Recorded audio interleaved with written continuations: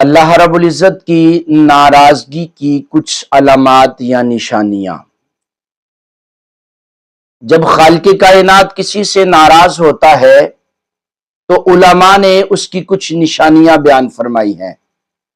سب سے پہلی نشانی فرمایا کہ اس کے دل سے عبادت کا شوق ختم ہو جاتا ہے، یعنی وہ شخص عبادت میں دل لگانے کی بجائے الٹے کاموں میں، جس میں اللہ ناراض ہو، اپنے نفس کو اس کا پیروکار بنا لیتا ہے۔ تو پہلی نشانی یہ بنی کہ اس کے دل سے عبادت کا شوق ختم ہو جاتا ہے۔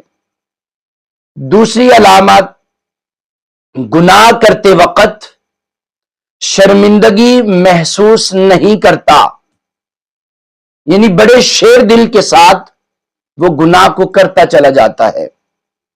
اس کا نفس اس کو ملامت نہیں کرتا، بلکہ بہادری کے ساتھ بغیر کسی شرمندگی کے محسوس کیے وہ گناہ کرتا چلا جاتا ہے۔ تیسری علامت، اس کے رزق میں بے برکتی اور مشکلات آ جاتی ہیں۔ خالق کائنات نے قرآن میں ارشاد فرمایا، من اراد عن ذکری فإن لہ معیشۃ ضنکا، کہ جو شخص اللہ کے ذکر سے منہ موڑتا ہے خالق اس کی معیشت کو تنگ کر دیتا ہے۔ تو ناراضگی میں بھی خالق کائنات اس کی معیشت میں بے برکتی پیدا کر دیتا ہے۔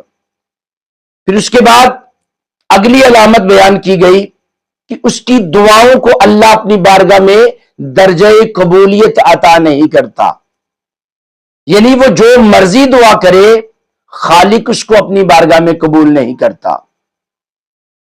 اگلی نشانی کہ اس کے دل میں بے سکونی اور خوف پیدا ہو جاتا ہے، حالانکہ خالق نے فرمایا الا بذکر اللہ تطمئن القلوب، دلوں کا اطمینان اللہ کے ذکر میں ہے۔